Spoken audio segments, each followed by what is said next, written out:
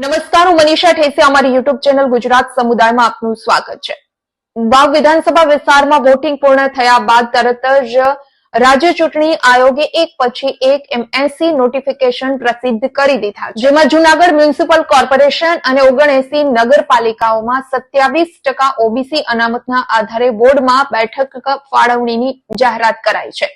તો રાજ્ય ચૂંટણી આયોગે આ પહેલા ખેડા જિલ્લા પંચાયત અને ગાંધીનગર તાલુકા પંચાયતના જાહેરનામા પ્રસિદ્ધ કરી દીધા છે। હવે બનાસકાંઠા જિલ્લા અને તાલુકા પંચાયતમાં ચૂંટણી પૂર્વે બેઠકની ફાળવણીની જાહેરાત કરવામાં આવશે।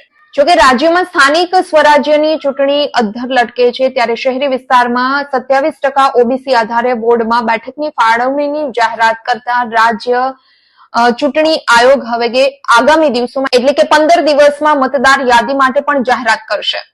ત્યારબાદ ડિસેમ્બરમાં ચૂંટણીનો કાર્યક્રમ પણ જાહેર કરશે તેવું મનાઈ રહ્યું છે। ત્યારે જૂનાગઢ મ્યુનિસિપલ કોર્પોરેશન 2 જિલ્લા 18 તાલુકા 79 નગરપાલિકા જ નહીં, પરંતુ ડિસેમ્બરમાં 6500 ગ્રામ પંચાયતોની ચૂંટણી અને જે સંસ્થાઓમાં બેઠકો ખાલી છે તેવી સંસ્થાઓમાં પેટા ચૂંટણીની પણ જાહેરાત થશે તેવું મનાઈ રહ્યું છે। તો રાજ્ય ચૂંટણી આયોગે 80 જેટલી સ્થાનિક સ્વરાજ્યની સંસ્થાઓમાં બોર્ડ અને બેઠક ફાળવણીનું જે જાહેરનામું પ્રસિદ્ધ કર્યું છે તેમાં મોરબી નગરપાલિકાનો સમાવેશ નથી કરાયો, એટલે કે મોરબી નગરપાલિકાને મહાનગરપાલિકામાં તબદીલ કરવા માટે જે જાહેરાત કરાઈ હતી, પરંતુ શહેરી વિકાસ વિભાગે હજુ તેનું નોટિફિકેશન બહાર નથી પાડ્યું, એટલે હાલ ત્યાં ચૂંટણી થાય તેવી કોઈ શક્યતા નથી।